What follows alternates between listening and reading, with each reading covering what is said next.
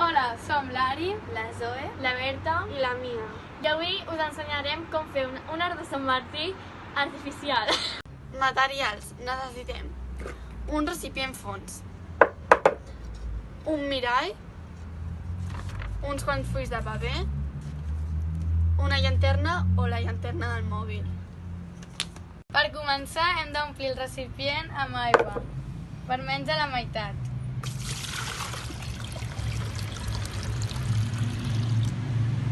Seguidament col·loquem el mirall en una posició de 45 graus, més o menys. Primer col·loquem el paper verticalment en una posició que estigui més o menys paral·lelament al mirall.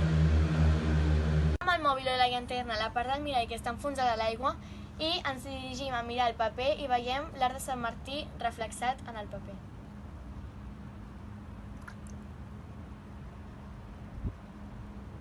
La llum blanca de la llanterna està composada per molts colors. Per això, quan la llum toca amb l'aigua i reflecteix sobre un mirall, surt l'arc de Sant Martí.